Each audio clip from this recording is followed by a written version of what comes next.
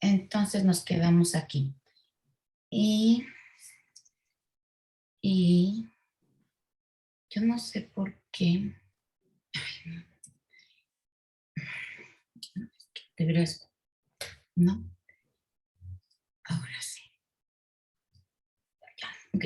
Entonces, la psicología, esta parte de la psicología a mí me gusta mucho porque es de cómo viene la parte esta yo creo que era cuando había buenos psicólogos, ¿no? Cuando la psicología sí era algo serio, ¿no? Aquí, esta parte dice, bueno, se trata, ¿no? De contestar cómo piensan y actúan los humanos, ¿no?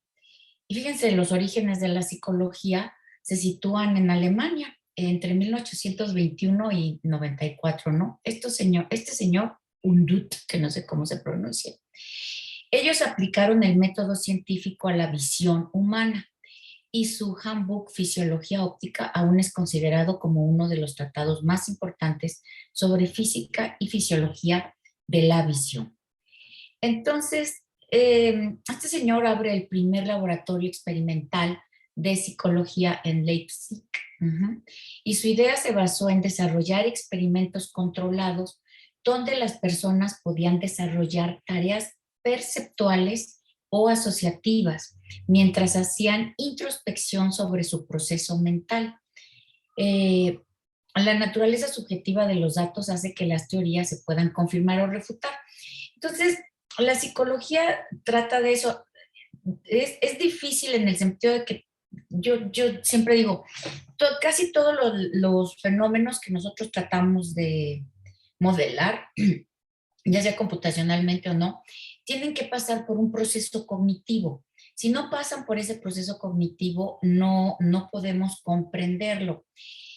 Y de alguna manera, pues, haces inmersión sobre pues ciertas cosas, ¿no? O sea, la inmersión cuando, no sé, sobre todo sobre las emociones, que vamos a hablar bastante después, pero sobre las emociones la gente dice, no, es que no sé por qué estoy triste, pero si haces una inmersión, sí vas a saber por qué estás triste. El problema es que es difícil hacer ese tipo de inmersiones. Entonces él lo enfocó a una situación muy específica que fue la visión. Los biólogos estudian el comportamiento animal, pero estos carecen de metodología para el aspecto introspectivo. Aplicando este punto de vista a los humanos, aparece el movimiento conductual que se llamó el behaviorismo. Eh, aquí, aquí los filósofos sí nos dieron algo muy interesante. Los filósofos tienen una forma de pelearse y de discutir que realmente te quedas alucinada, porque lo que es muy difícil para ellos, para nosotros podría ser muy fácil, ¿no? Pero ellos son los que crean este marco que está a la derecha para la acción de creencias, deseos y razones, ¿sí? Es un marco conceptual que se utiliza en los sistemas expertos. Uh-huh. Entonces, este movimiento conductual insiste en estudiar solo medidas objetivas a partir de los estímulos dados a un animal y su acción resultante. Con los animales tuvo éxito y obvio, pues con los humanos no, ¿verdad? Durante su auge tiraron las construcciones mentales para lograr que las acciones fueran el foco fundamental de creencias, deseos e intenciones. Eh, entonces, les digo que este marco sí que se utiliza para esta parte de los sistemas expertos como motor de inferencia. Y de aquí, de la psicología, nace la psicología cognitiva. Eh, Esta rama considera al cerebro como un dispositivo que procesa información. El punto de vista de estos fue eclipsado por los conductuales. Este señor Craig estableció 3 pasos necesarios para lograr un agente basado en el conocimiento. Y fíjense, bueno, recuerden que la psicología cognitiva nació al mismo tiempo, 3 meses después, si no mal recuerdo, de la inteligencia artificial. Entonces, 1, el estímulo debe ser trasladado a una representación interna. La representación es manipulada por un proceso cognitivo que conduce a nuevas representaciones. Y entonces hay un regreso al mundo a través de una acción. Entonces, es por eso que nosotros, pues nosotros necesitamos forzosamente, tanto los seres humanos como todo lo que hagamos, los artilectos que nosotros tratemos de desarrollar, tenemos que tener la parte de la representación. Si no tenemos la parte de la representación, pues no podemos, ¿cómo se llama? Comprender ni manipular, ni tener un regreso al mundo a través de una acción. Y esto también lo tomó el señor Brooks en los ochentas, finales de los ochentas, para crear los agentes reactivos. Entonces, se crea el estímulo, necesitamos el estímulo y el estímulo tiene que tener una representación para poder ser manipulado, que conduce, fíjense bien, a nuevas representaciones y entonces hay un regreso al mundo a través de una acción. Este científico explicó de forma clara lo que es un buen diseño de agente. Si un organismo cuenta con un modelo pequeño a escala del mundo y dentro de sus posibles acciones, dentro de su cabeza, por así decirlo, existe la posibilidad de probar varias alternativas, concluirá cuál es la mejor reacción, reaccionará a situaciones futuras antes de que lleguen, utilizará el conocimiento de eventos pasados para lidiar con el futuro y presente, y cada vez que reaccione lo hará de manera competente y segura a los imprevistos con los que se encuentre. Entonces, estamos hablando, si ustedes se fijan, esto es lo que hacemos, ¿no? Entonces, nosotros por eso les digo que cuando generamos o tratamos de simular un comportamiento humano, pues definitivamente lo tenemos que acotar, ¿sí? Entonces, aquí dice, un modelo cuenta con un modelo pequeño a escala del mundo, que es lo que hacemos con la representación del conocimiento. Y bueno, pues tiene como tiene un motor de inferencia, pues va a tener una posibilidad de actuar, ¿no? Eh, y puede, como dice aquí, pues probar varias alternativas y concluir cuál es la mejor. Y entonces ahí estamos hablando de optimización. Eh, y entonces cuando dice reaccionará a futuras situaciones antes de que lleguen, pues es lo que hacemos nosotros.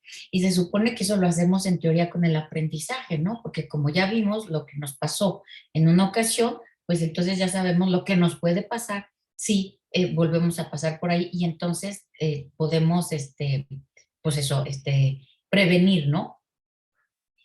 Eh, y bueno, y cada vez que reaccione lo hará de manera competente y segura a los imprevistos con los que encuentre. Eso es lo que nosotros hacemos y lo que nosotros queremos simular en los distintos artilectos que nosotros diseñemos. Este señor Craig que murió en un accidente de bicicleta en 1945, pero su trabajo fue continuado por su, creo que era su alumno, Roden, cuyo libro Percepción y Comunicación trata sobre los modelos de procesamiento de información a través del modelo del fenómeno psicológico. Entonces, si ustedes se fijan en la figura que está arriba, que tenemos arriba, tenemos, bueno, la entrada, la parte del, se llama la parte de donde percibimos que son los ojos, el oído, el tacto, eh, y luego pues todo pasa por un filtro, hay un nivel de procesamiento alto, de alto nivel, perdón, y luego finalmente lo que queremos se queda en la memoria, pasa a la memoria. Tenemos dos memorias, ¿no? Una memoria que es muy exacta, la que les comento, la de la percepción de los sentidos, y otra memoria que es menos exacta, pero es finalmente donde queda guardado lo que queremos, lo que decidimos que es importante y queda guardado en la memoria. El desarrollo de los modelos computacionales llevó a la creación de ciencias cognitivas. Bueno, aquí está. El campo se inició en un workshop en septiembre de 1956 en el MIT, 2 meses antes de la conferencia en la que nació la inteligencia artificial. Entonces, de siempre luego había unas discusiones en que decían que la inteligencia artificial, ¿cómo se llama?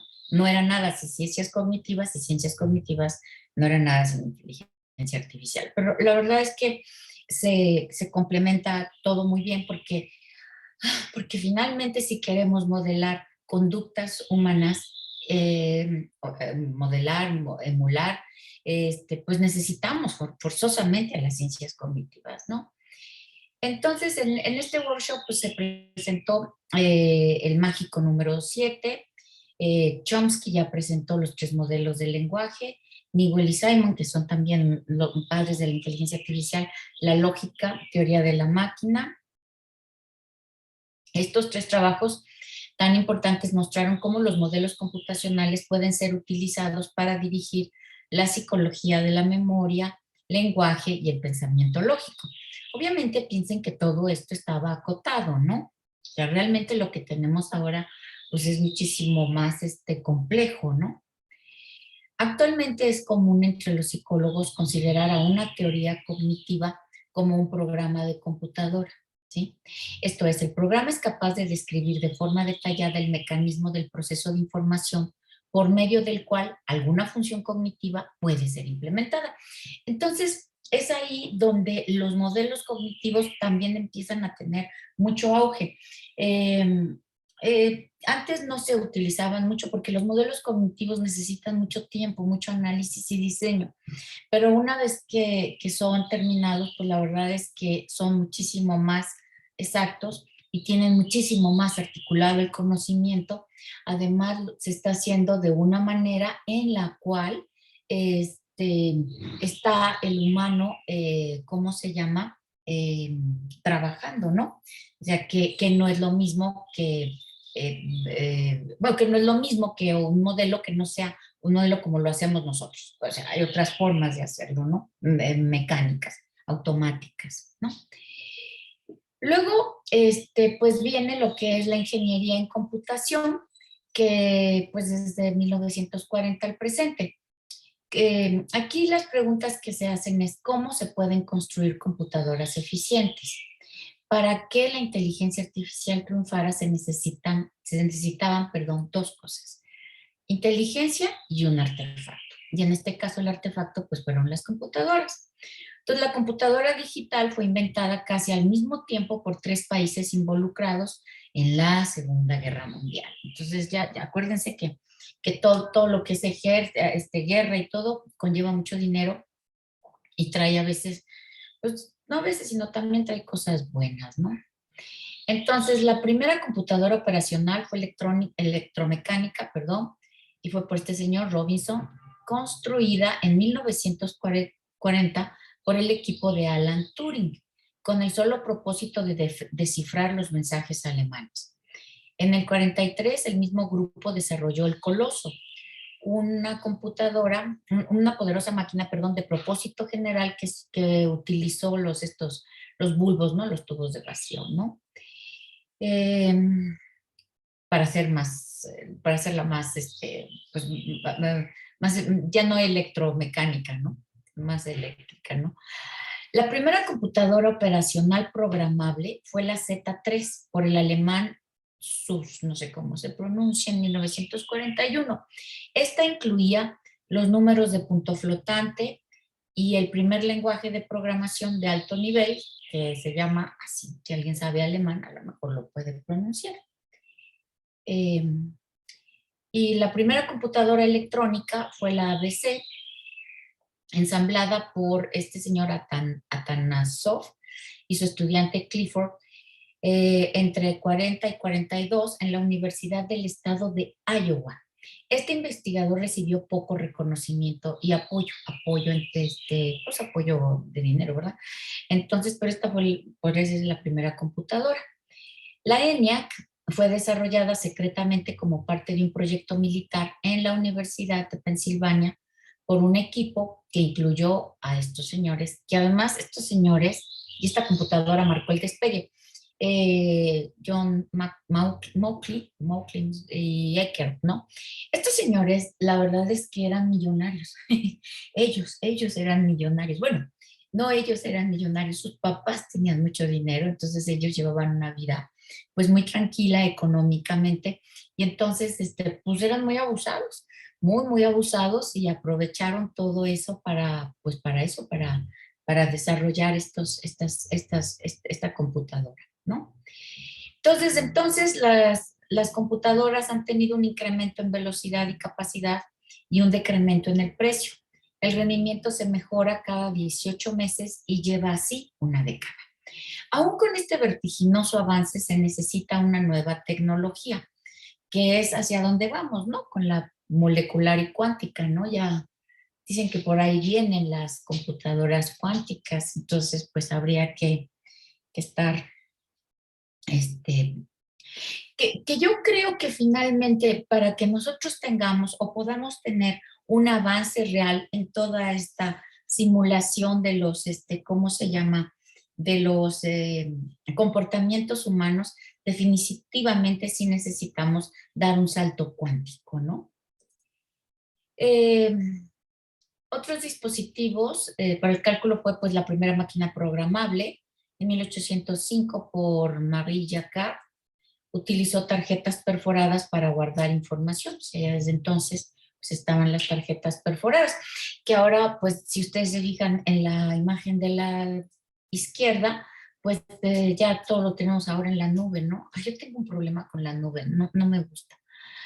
Eh, entonces, y del lado derecho, pues está ¿cómo se llama? La, la máquina esta de, ¿cómo se llama? De Jacquard, de Marie Jacquard. Eh, en fin. Ok. A mitad del siglo XIX, Babbage diseñó dos máquinas que nunca fueron terminadas. La máquina diferencial se pretendía que calculara tablas para cálculos de proyectos científicos y de ingeniería. Fue construida y se demostró que funcionaba en 1991 en el Museo de Ciencia en Londres. Entonces, esto pues es bastante interesante. La máquina analítica de Babbage fue más ambiciosa porque incluía memoria que se podía accesar a través de direcciones, almacenamiento de programas, brincos condicionales y fue el primer artefacto capaz de cálculo universal. La colega de Babbage, Ada Lovelace, hija del poeta Byron, fue tal vez el primer, no fue tal vez, yo creo que, bueno, ya se le conoce y se le reconoce como el primer programador del mundo. Y de suyo el lenguaje de programación ADA, pues se llama así por ella. Ella escribió programas para la máquina analítica, aún no terminada, y especuló sobre las posibilidades de esta para jugar ajedrez o incluso componer música. La IA tiene un adeudo muy grande con las ciencias de la computación por habernos dado sistemas operativos, lenguajes de programación y herramientas que se necesitan para escribir programas modernos. Pero al mismo tiempo, la IA ha sido pionera al utilizar sus ideas, tiempo compartido, intérpretes interactivos, computadores personales con ventanas y ratón, entornos para desarrollos rápidos y programación orientada a objetos, ¿no? Y ahora comenzamos con la parte de la teoría de control y la cibernética, ¿no? Aquí las preguntas que se contesta a esta área son, ¿cómo pueden operar estos artefactos bajo su propio control? Entonces, fíjense, en ese año, que no sé qué año es, después de Cristo, 250, se construyó en Alejandría la primera máquina que se controlaba a sí misma, ¿sí? Era un reloj de agua que se controlaba a sí mismo y a través de un regulador mantenía una corriente de agua constante y corriendo en constante y predecible ritmo. O sea, imagínense, ¿no? Qué maravilloso, ¿no? Esa es la máquina, la que está la figura. Este invento cambió la definición de lo que un artefacto puede hacer. Previamente, solo las cosas vivientes podían cambiar su comportamiento como respuesta a los cambios del entorno. ¿Cómo se llama este fenómeno? Es la homeostasis, no, sí, no, creo que sí, homeostasis, ¿no? Entonces, existen otros ejemplos como la máquina de vapor de James Watt, que esa es muy mentada cada vez que se habla de la teoría de control. El termostato, inventado por ese señor, quien además inventó el submarino. Y la teoría matemática de los sistemas con retroalimentación estable fue desarrollada en el siglo XIX. bueno, todo el mundo conoce lo que es el termostato y la máquina de vapor. Eh, eh, este señor Weiner, ajá, fue un matemático brillante que trabajó con Bertrand Russell antes de desarrollar su interés por los sistemas de control mecánicos y biológicos, así como su conexión con la cognición. Craig utilizó sistemas de control como modelo de psicología. Entonces, fíjense lo que dice el señor Weiner, ¿no? El problema con el mundo es que los estúpidos están seguros de todo y los inteligentes están llenos de dudas. Este es Bertrand Russell, perdón, no Weiner. Entonces, son personas pues muy brillantes, ¿no? Que dieron mucho. Ok, Weiner y sus colegas, Arturo Rosenbluth y Julian Bigelow, cambiaron el comportamiento ortodoxo. Ellos ven que el comportamiento propositivo llega teniendo en consideración un mecanismo regulatorio que trata de minimizar el error, esto es, la diferencia entre el estado actual y el estado objetivo, que es parte de lo que estudiamos en inteligencia artificial. Sí, en los cursos, en los primeros cursos de inteligencia artificial, ¿no?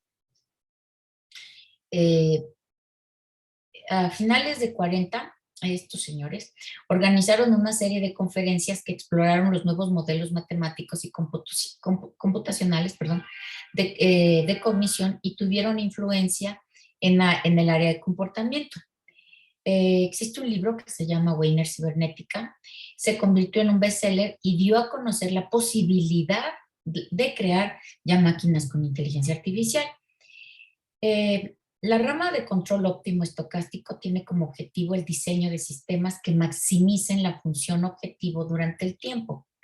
Entonces, ¿cómo es que la inteligencia artificial y la teoría de control se fusionan?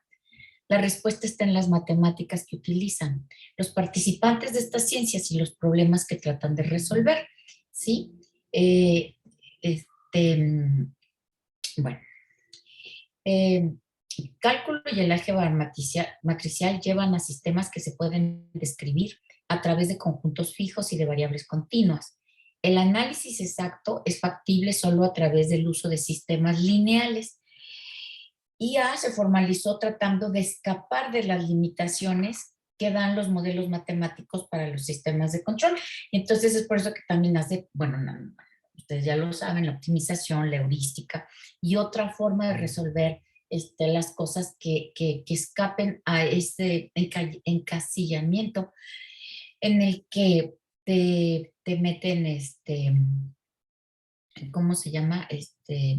Bueno, los métodos de matemática lineales. Las herramientas son inferencias lógicas y su cálculo permitió a los investigadores ya considerar algunos problemas como lenguaje y planificación, los cuales se ubicaron completamente fuera de la esfera de la competencia de teoría de control. Pues claro, ¿verdad?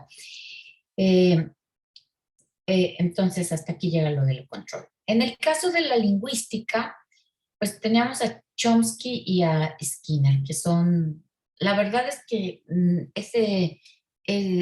esa área yo no soy muy docta, pero son, bueno, desde mi muy particular punto, esta área, el área del lenguaje natural, es una de las áreas más áridas que existe en inteligencia artificial. ¿Cómo se relaciona? Las preguntas que se tratan de contestar son cómo se relaciona el lenguaje con el pensamiento. O sea, está en chino, no, bueno, en polaco. En 1957, Skinner publicó el libro Comportamiento Verbal. Fue un acercamiento desde el punto de vista de los conductuales al aprendizaje del lenguaje, pero al mismo tiempo mató el interés de los conductuales. Entonces, Chomsky publicó estructuras sintácticas que describía este fenómeno desde su punto de vista. Aquí se demostró cómo la teoría conductual no hacía referencia a la creatividad en el lenguaje y no explicaba cómo un niño puede entender y desarrollar oraciones que no ha escuchado antes. Entonces, ahí está, por ejemplo, en la figura de arriba, dice, al escuchar de un niño de año y medio la pregunta, ¿dónde está mi mamá?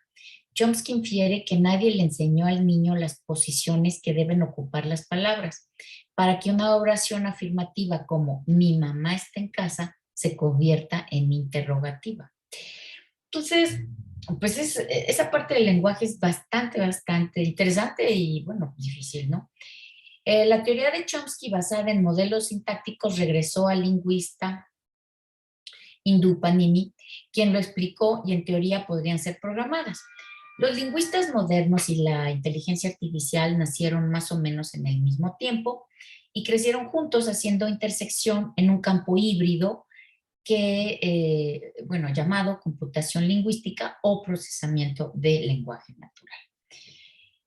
Eh, y bueno, pues todos sabemos, ¿verdad? Pues Siri, Alexa y todo, y la otra que no me acuerdo cómo se llama, la de Bixby, ¿no? Y la otra es Alexa, y no me acuerdo cómo se llama la de Windows. Este, Cortana. Cortana, sí, gracias. Pues todos sabemos que todos los problemas que ellos han tenido que, ¿cómo se llama? Resolver para que Siri nos entienda, ¿no? O medio comprenda, ¿no? Y en muchas ocasiones, pues no nos comprende. Y no solamente eso, ¿no? Sino que se tienen que tropicalizar los diferentes españoles. Ahorita yo tengo unos vecinos que son de Paraguay y la primera vez que los escuché hablar, pues yo pensé que estaban hablando inglés o otro lenguaje, porque no, pues no, nada que ver el acento es muy distinto. Ya después, ahora que he tenido más interacción con ellos, pues ya les comprendo más, pero tienen un acento, pues obviamente muy diferente al nuestro, ¿no? Eh, entonces, bueno, eh, entonces pronto se dieron cuenta que el procesamiento del lenguaje natural era mucho más complejo, claro, que de lo que se creía en 1957. Entonces, entender el lenguaje no solo requiere de conocimiento del tema y el contexto, sino además de la estructura de las sentencias. Lo anterior parece obvio, pero no fue reconocido hasta 1960. O sea, que realmente dijeron, no, pues está en chino, en polaco, ¿no? Decía nuestra querida profesora. Entonces, muchos de los problemas están en la representación del conocimiento. Por eso les digo que la representación del conocimiento es básica para poder simular cualquier comportamiento, cualquier comportamiento, que se refiere a cómo colocar el conocimiento en una computadora de forma tal que ésta pueda razonar. Sí, porque no es nada más colocarlo, ¿no? Pues ya lo coloco y entonces ahora que lo coloco, ¿cómo le hago para manipularlo, razonar y regresar, ¿no? Y esta fue ligada al procesamiento del lenguaje. Bueno, y bueno, con esto terminamos esta parte que es la parte de ¿cómo se llama? De que es la parte de la introducción de, pues eso, de inteligencia artificial y básicamente, ¿verdad? Pues, ¿qué es la inteligencia artificial, no? Esa es la pregunta, ¿no? Que, que queríamos de alguna manera responder. Entonces, a ver, déjame ver. Ay, no, no sé qué hago. Su función de las pestañas, no sé qué. Ay, te digo que es que soy subnormal con Zoom. No, aquí no sé qué hice. Dice, su función de compartir la pantalla está en pausa. Y pues, no sé. ¿Y ahora qué hago? No, bueno. Entonces, pues no sé, quisiera saber si quieren comentar algo, no sé, alguna cosa que les interese, no sé. Yo de las cosas que comentaría es que esto nos abre un panorama muy claro hacia la relevancia de otras áreas para sumar en la inteligencia artificial y para que la inteligencia artificial sume a otras áreas. Yo les he comentado muchas veces a los estudiantes que es preocupante que en la industria del software en México al menos todavía no se voltea a ver de una manera más importante a la inteligencia artificial. Y justo para mí uno de los ejemplos más claros son los sistemas de recomendación. Entonces, por ejemplo, los bancos en algún momento empezaron a implementar sistemas para llevar promociones a las personas a través de sus dispositivos móviles. Y eran muy malos, porque en realidad no había un sistema de análisis o no había una consideración de las técnicas de inteligencia artificial o la consideración de las características de los usuarios.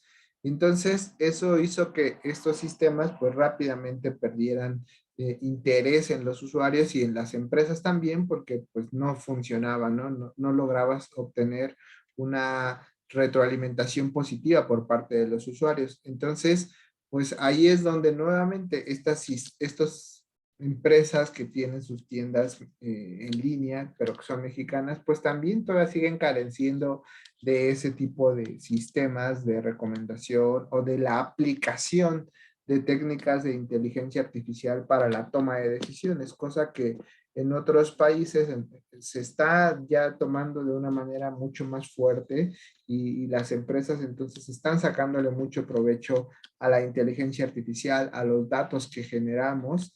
Y acá en México, pues en realidad todavía eso está muy verde, todavía hay muchas cosas por hacer. Entonces, por eso es importante tener como esta visión que nos ofrece, que nos ha acercado a Lilia acerca de cómo se relaciona con las distintas áreas y cómo a partir de las distintas áreas podemos nosotros sacar provecho para generar mejores tecnologías que ayuden a mejorar la interacción con el usuario, particularmente pues desde la visión que hemos estado discutiendo.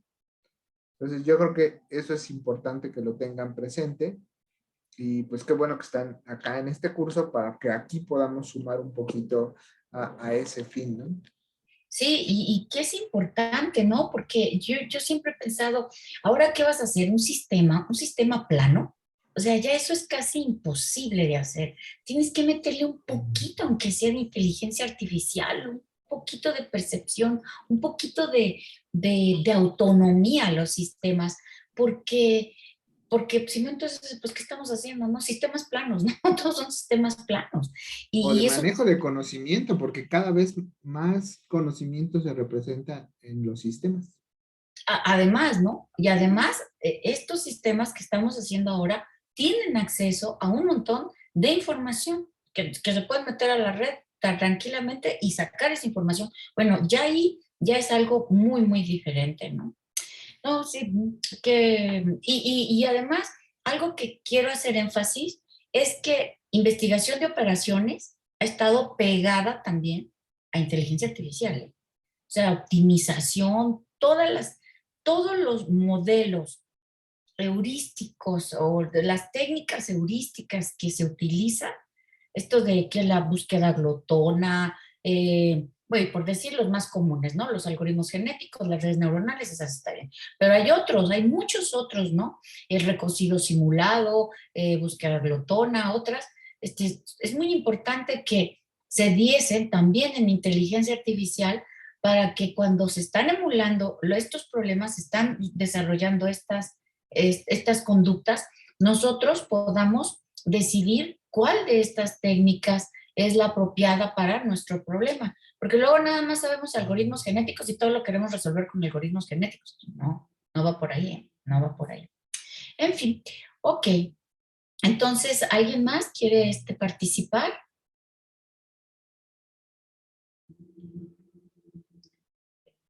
¿No? Guillermo. Nos va a compartir la Sí, sí, la tenía que haber enviado la presentación vez para. pasada, pero no la envié, pero ahorita ya que ya la terminé, ahora sí que la voy a enviar, ¿no? O sea, sí. Guillermo, ¿qué opinaste tú que tenías tantas ganas de saber sobre inteligencia artificial y todo esto?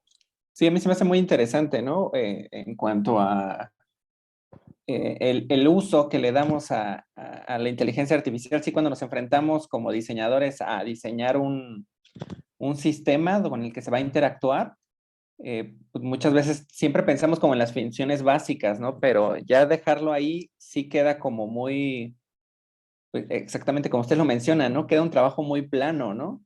Con tantas herramientas que hay y posibilidades, eh, esta parte que mencionaban en clases anteriores, ¿no? La parte de usabilidad, ¿no?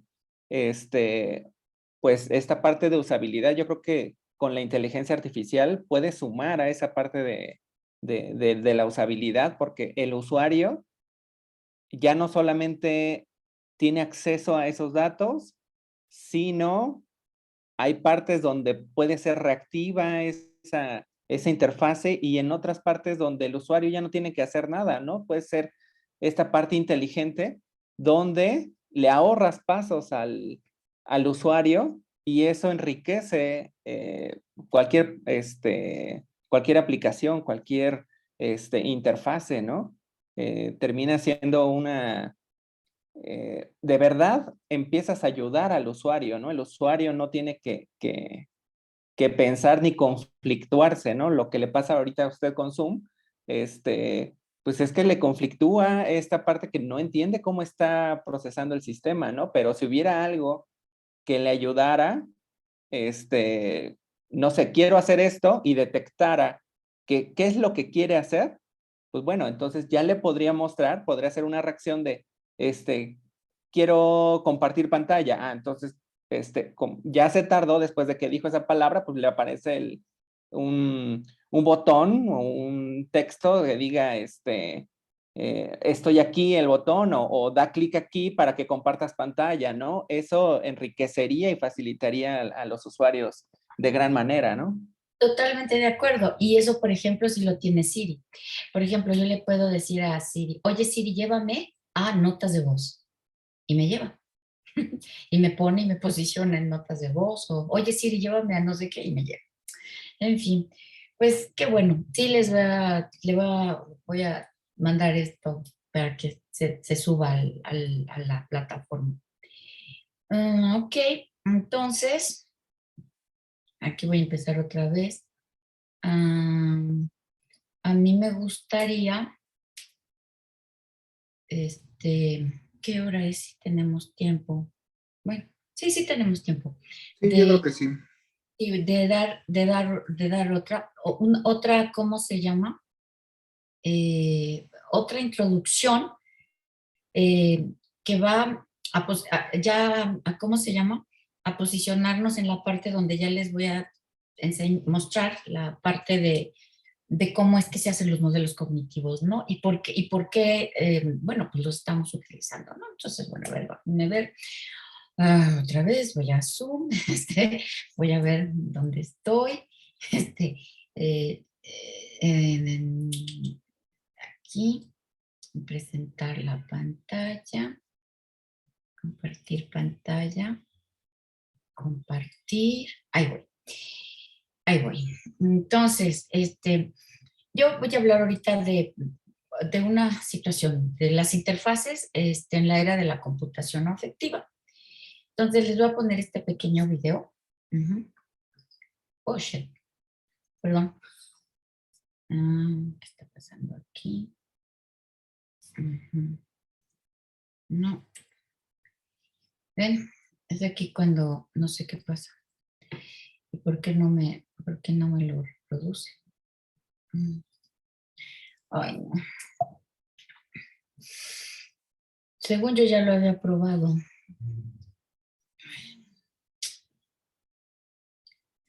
Que tal vez como no arranca, está en modo de edición, no de presentación.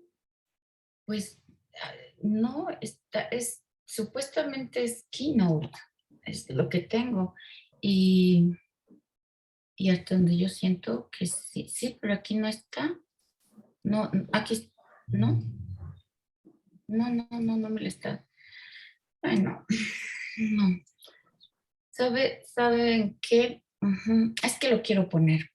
Entonces, no sé si, Es un La video parte que de está en la arriba, red. no, ni sé dónde estaba. Yo lo tomé no me acuerdo quién me lo dio. Mm, ¿Sabes qué? Era arribita que dice reproducir. No, es que reproducir es el keynote. Es el keynote. Y aquí y aquí lo único que me está haciendo es esto. Bueno, pues no sé por qué no. Debería de, esa es la verdad, debería de, y no sé por qué no lo está haciendo. Sí, es esta. Sí, es esta. Bueno, pues, pues nada, lo vamos a reproducir así, ni modo. Entonces, las interfaces en la era, y yo ahorita busco el este. Este es un video donde se entiende que, ¿cómo se llama? Que es una persona que va manejando y no va poniendo atención, ¿no? Y bueno, pues finalmente tiene un accidente. Entonces, de lo que se trata es de lo siguiente. Entonces dice la innovación. Dice, por innovación entendemos los artefactos que aún no están diseñados o artefactos mejorados. Las nuevas tecnologías son una herramienta y se incorporan a nuestra vida diaria. Las emociones deben de ser incluidas en el diseño de las nuevas tecnologías. Incluirlas implica una mejora en la interacción con los usuarios, lo que redunda en una interacción más rica y satisfactoria, ¿sí? Entonces, por ejemplo, aquí vemos estas dos imágenes. En el caso de la imagen de la izquierda, es un niño interactuando con un robot, no, ahorita se me olvidó, el Nao se llaman, estos robots son franceses, y este niño es un niño con ¿cómo se llama? Esta enfermedad que se encierran en ellos mismos. ¿Autismo? Autismo.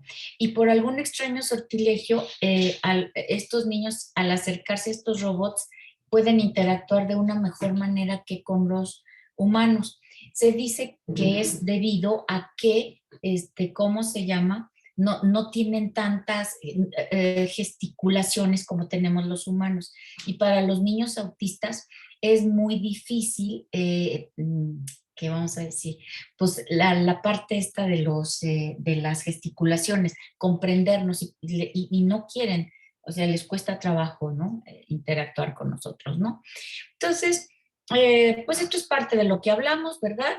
Que la inteligencia artificial pues se ha dedicado pues, a saber cómo es que podemos pensar, cómo comprendemos, cómo percibimos, cómo predecimos en un mundo tan complejo, ¿no?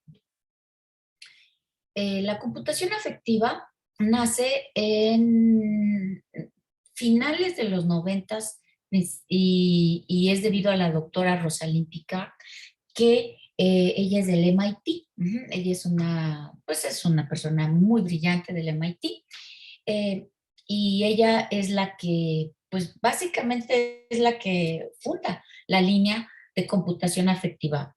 Es aquella que relaciona las excitaciones provocadas de forma deliberada para influenciar en las emociones del usuario. Este campo está estudiado por la psicología y la importancia de las emociones en el comportamiento humano. Sin emociones no puede existir inteligencia durante una interacción. O sea, eso es lo que decimos nosotros, los que estamos en esta área, ¿no?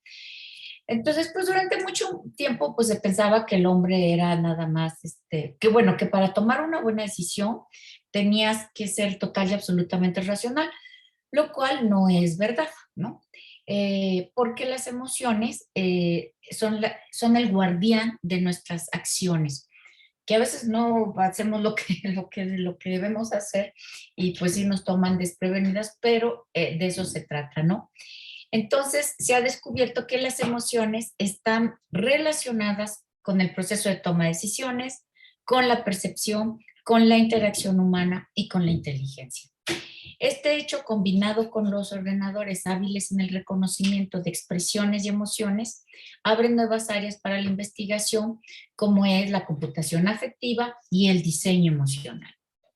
Entonces, ¿qué son las emociones? Pues básicamente, ¿por qué cuando te piden o te dan información con amabilidad te sientes mejor? ¿Por qué muchas veces prefieres saber que hay alguien del otro lado, no? O sea, cuando mandas mensajes y mensajes y nadie te responde y dices, bueno, hay alguien del otro lado, no hay nadie, ¿no? ¿Por qué te agrada pensar que alguien te acompaña en tu tarea? ¿Sí? Las interfaces inteligentes son una necesidad de nuestro tiempo en que los sistemas de software son cada vez más poderosos y están en todos lados, como los bancos, internet. El sentimiento, entonces, ¿cómo los clasificamos las emociones? De la siguiente manera. Estado sentimental, un sentimiento duradero y estable, ¿sí? Eso es. Una emoción es un sentimiento breve de aparición normalmente abrupta que provoca alteraciones físicas perceptibles como es la agitación, la palidez, palpitaciones, rubor, etcétera.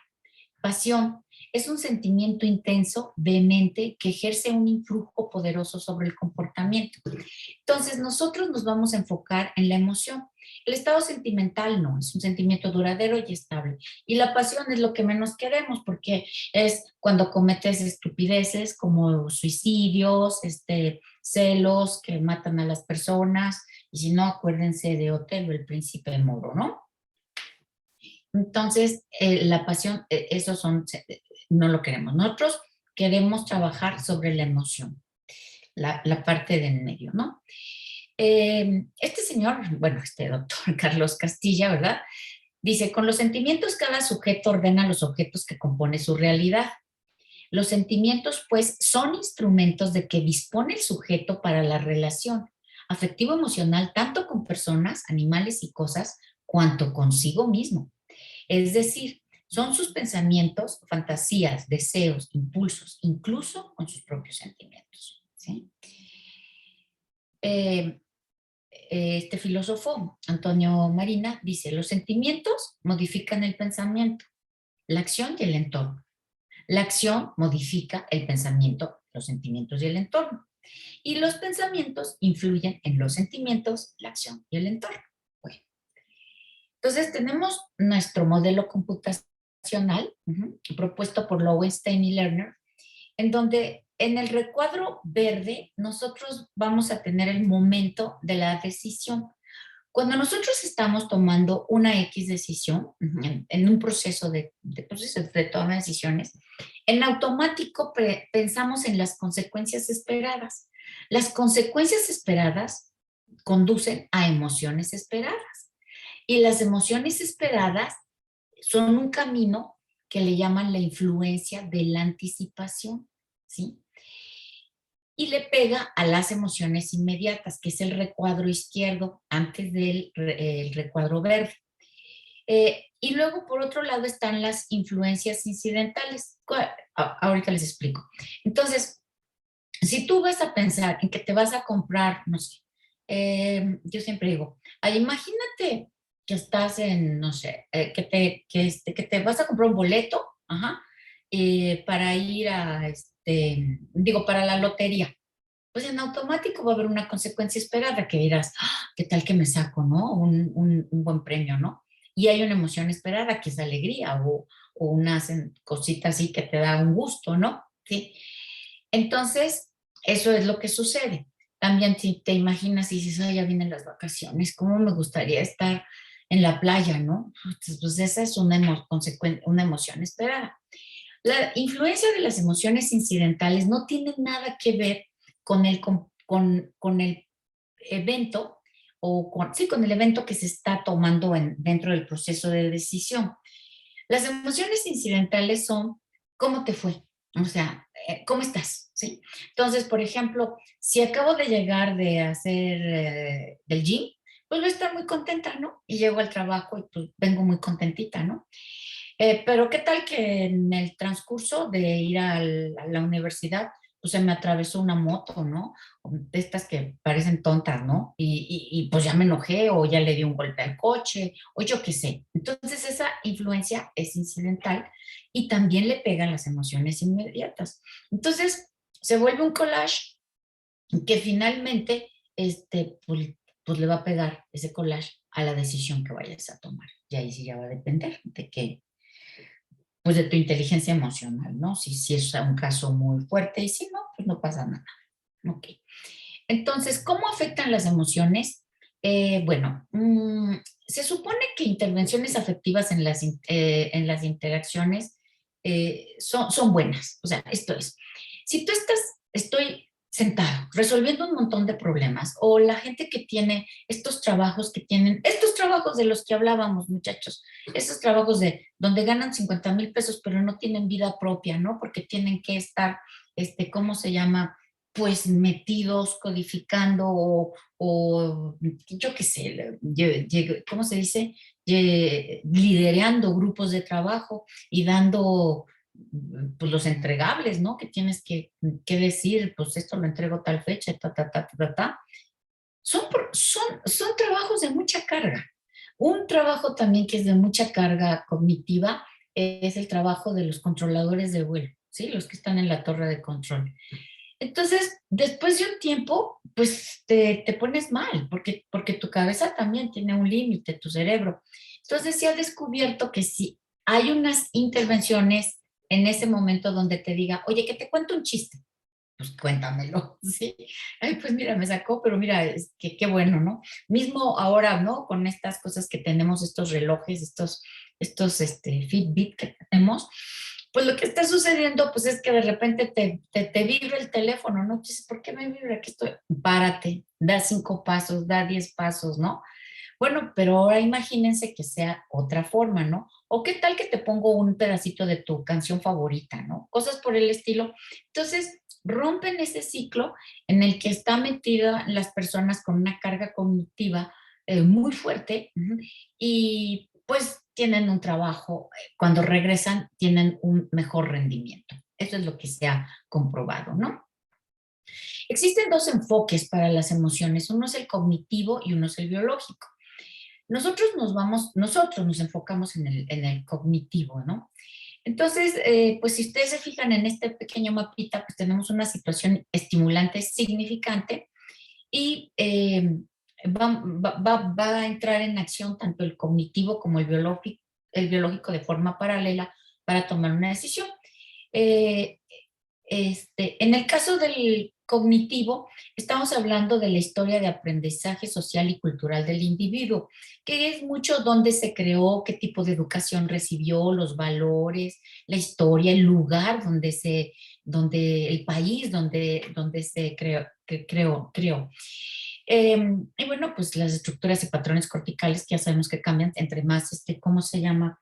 Más procesos cognitivos tengas, pues tienes una diferente estructura cortical, ¿no? Hay una evaluación valorativa, interpretativa, consciente de la significancia y significado personal de la situación estimulante. Esto es muy importante porque depende de cada persona. Ajá, tenemos, las emociones son como una huella digital. O sea, cada uno de nosotros va a reaccionar de manera distinta a los mismos eventos, ¿sí? Y todo depende de toda esa parte.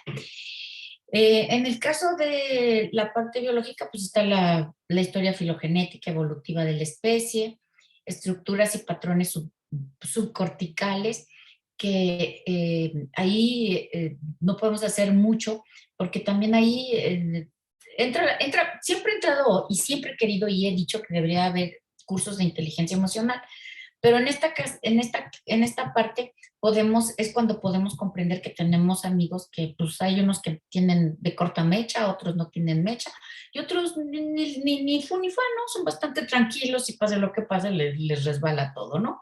Entonces, ahí hay una parte genética, ¿no? Que viene de, pues ya de tu nacimiento, de cómo fuiste criado, ¿no? Entonces, hay una reacción instantánea, automática e inconsciente a las características sensoriales de situaciones de estímulos. Los sistemas informáticos que incluyan a las emociones dentro de su interacción tienen que tener forzosamente una o estas dos cosas, una estructura cognitiva de emociones o un conjunto de perceptores que les permitan conocer el cardíaco, la dilatación de pupila, el nivel de sudoración, entre otros. Y todo esto ya lo tenemos precisamente por lo que acaban de hablar todos ustedes. La tecnología ha avanzado muchísimo. Entonces, si tenemos el Fitbit que nos está diciendo cuánto es nuestro ritmo cardíaco, pues vamos a tener, hay otros, ¿cómo se llama? Artilectos, otros dispositivos que pueden también medirnos la presión, ¿no? La presión, y creo que ya hay, otros, dependiendo creo que del modelito que te compres, ahí tienen más o menos funciones los relojes estos, ¿no? Entonces, ¿por qué es importante tomar en consideración el diseño emocional? Siendo estas tan importantes para el ser humano, la curiosidad nos llega a través de querer comprender cómo funciona el ser humano y a través de esta comprensión ser capaces de aprovechar su inclusión en los diseños de los artefactos, permitiendo adquirir, entre otras cosas, un mejor confort. Lo anterior descubre toda una riqueza, ya que si las máquinas son capaces de comprendernos y pueden tomar decisiones más acertadas, las interacciones se vuelven más ricas. Y ahí precisamente es lo que acaba de decir Gustavo, o sea, ¿sí? La toma de decisiones más acertadas en una interfaz, ¿sí? Es un hecho que ya están aquí, existen muchos artefactos que las incluyen, y bueno, un claro ejemplo, pues son estas que ya conocemos, que se me había olvidado el nombre de Cortana, y bueno, y Alexa, aunque Alexa yo no sé, bueno, sí, sí están aquí, pero bueno, sí, perdón. Luego, un robot o cualquier interfaz capaz de entender un diálogo y comprender las emociones de su interlocutor es de inmensa importancia, ya que puede realizar cualquier tarea que se le comunique y puede ser sensible al estado emocional del interlocutor, que es de lo que se trata. Y esto ya lo decía el doctor Isaac Asimov, que fue un visionario. Para eso tenemos, ¿cómo se llama? Tenemos una teoría de emociones, que es la teoría OCC, que así se llama por sus autores, Tony Clory Collins, y proporciona un enfoque sistemático y detallado de la generación cognitiva de las emociones. Hay varias teorías, pero esta es la única teoría tan detallada que nos permite hacer un análisis y diseño de un modelo cognitivo al cual le podamos nosotros incluir las emociones. La finalidad del modelo no es crear máquinas con emociones, sino crear un modelo informático que sea capaz de comprender qué emociones estaría la gente propensa a experimentar bajo tales o cuales condiciones. Tal sistema debería ser capaz de predecir y explicar las emociones humanas, no tenerlas. Yo con esta parte no estoy muy de acuerdo, porque si creas un modelo computacional al cual le generas una serie de, ¿cómo se llama?, de información, de axiomas, le metes unas capas de comportamiento a través de, ¿cómo se llama?, arquitecturas multiagente que pueden comunicarse unas con otras, etcétera, etcétera, tener la información integrada y que comprendan muchas cosas, pues yo sí creo que sí le estoy metiendo emociones y que sí tiene emociones, independientemente de que estemos hablando de algoritmos. Entonces, ahí sí hay una discusión muy fuerte, ¿no? Pero desde mi muy particular punto de vista, si yo le digo que tenga emociones, pues tiene emociones, ¿no? O sea, las está sintiendo, ¿no? ¿Por qué? Porque el algoritmo que estoy poniendo allá adentro está sintiendo, tiene emociones. Ellos son Tony Clory Collins, son dos psicólogos cognitivos y un computólogo, ¿no? Y bueno, pues ellos crearon esta teoría que la verdad es, desde mi muy particular punto de vista, muy, muy completa, pero muy, muy completa. Cualquier teoría de la cognición tiene que comprender lo que vamos a conocer como metas, expectativas y valoración, ¿sí? Entonces, algo que es muy importante en una teoría de la cognición es la intensidad de una emoción. ¿Por qué es la intensidad de la emoción la que va a disparar la acción? O sea, se va a llegar a un umbral y una vez rebasado ese umbral, la acción se dispara. Entonces, la intensidad de la emoción y qué la determina son aspectos que una teoría de la emoción tiene que examinar. Son múltiples las variables que influyen en la intensidad y para examinarlas es necesario entender el mecanismo de la valoración. Aquí estamos, es una, ¿cómo se llama? Un resumen básicamente de la teoría OCC. Esta teoría OCC nos dice que podemos ver el mundo desde tres aspectos. Ajá. Uno son los acontecimientos y las consecuencias, ¿sí? Y aquí las emociones, vamos a tener emociones basadas en acontecimientos, pero a través de las metas. Cada uno de nosotros tiene unas metas, tiene una estructura de metas. Digo, en teoría habrá gente que se mueva así aleatoriamente, pero generalmente la gente se mueve por metas, ¿no? Entonces, pues ahí tenemos que puede haber, bueno, diferentes tipos de emociones, pero bueno, lo voy a obviar eso. La otra forma de ver el mundo es a través de los agentes y sus acciones. Y entonces vamos a tener emociones de atribución. Y aquí lo vamos a medir a través de las normas. Y en el otro caso vamos a tener objetos puros y simples y vamos a tener emociones de atracción. Y aquí lo que va a suceder es que vamos a tener un objeto, va a ser medido por sus actitudes. Quiero decirles que en algún momento estos tres señores se juntaron con otro señor que se llama Donald Norman. Y Donald Norman creó toda una teoría de objetos. ¿Por qué nos gustan u odiamos los objetos? Creo que ese se llama su libro. Es muy interesante. Y entonces, él dice que los objetos tienen 3 niveles. El primer nivel es visceral.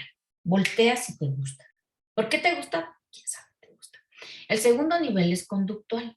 Dices, pues me gusta y yo creo que me puede servir para esto y esto y esto. Y el tercer nivel es reflexivo.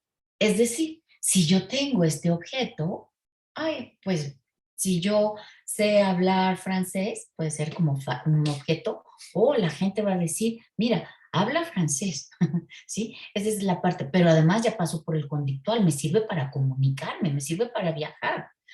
¿Y cuál fue el visceral? Que escuchaste una canción en francés y te fascinó el francés, ¿no? Entonces, esto es básicamente la teoría OCC. Entonces, nosotros podemos tener, estos son ejemplos, que no sé por qué están saliendo así, pero bueno, lo que ven ustedes arriba son las variables de cada una, las variables locales. En el caso de las metas del acontecimiento es la deseabilidad, ¿sí?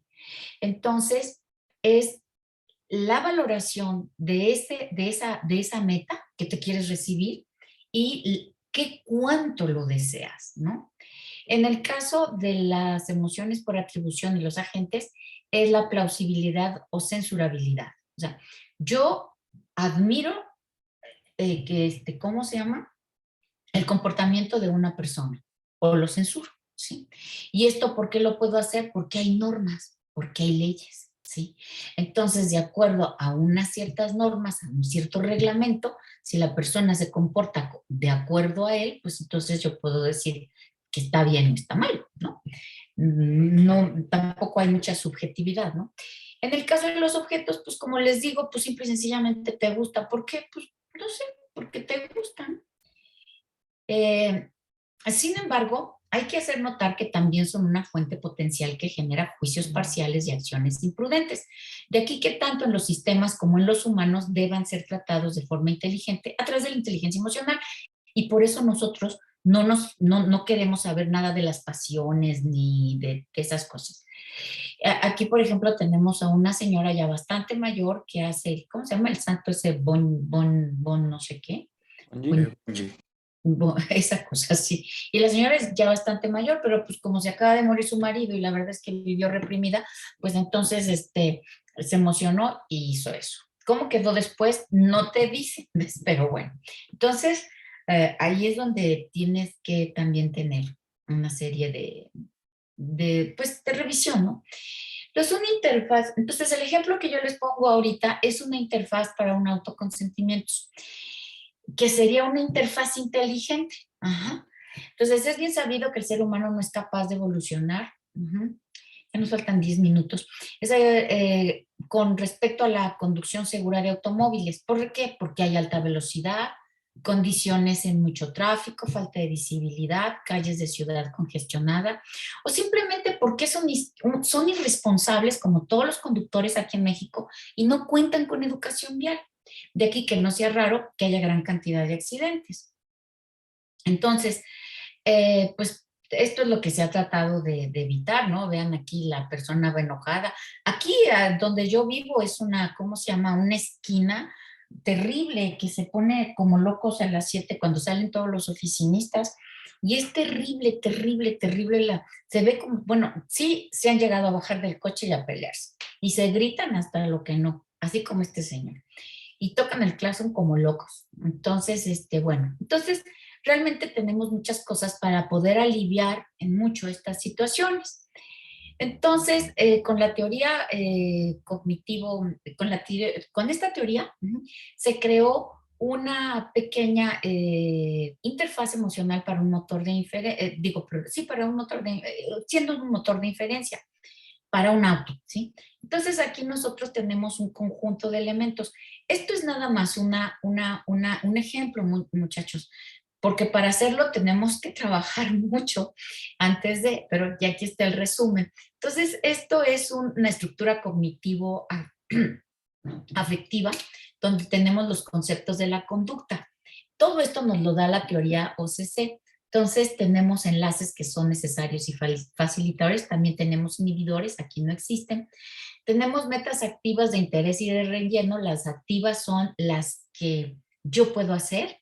Las de interés son las que yo quisiera. Yo quisiera que no hubiera guerra en Ucrania. Esa es una meta de interés. Pero no puedo hacer nada porque no haya guerra en Ucrania. Más que firmar cada vez que me mandan firme usted, pues firme. Y las de relleno son metas cíclicas que vamos a estar constantemente desarrollando, como cargar gasolina, dormir, comer, etcétera, todas las fisiológicas, ¿no? Bueno, algunas, ¿no? Entonces aquí, pues se trata de que, pues están todas estas conductas, las que están en rosita son las emociones, las otras son de relleno, saludo amistoso, aseo,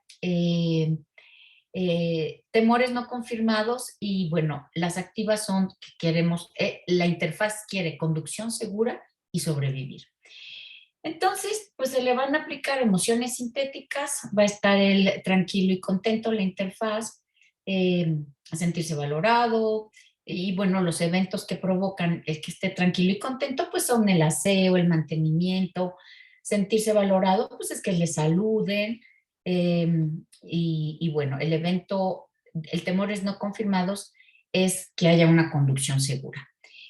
Eh, yo no sé, porque sé que algunos se tienen que ir y déjenme ver cuánto falta porque, pues sí falta un poquito. Yo creo que sería mejor que aquí le dejase, ¿no? Porque voy a explicar lo de la matriz causal y bueno, me quedaría como a la mitad. Y sirve de que sí traigo el vídeo la próxima, ¿no? ¿Qué opinan? Sí, de acuerdo. Sí, De acuerdo, Ana Lilia. porque sí, ahorita, ay, otra vez, ajá, ya estoy aquí, porque otra vez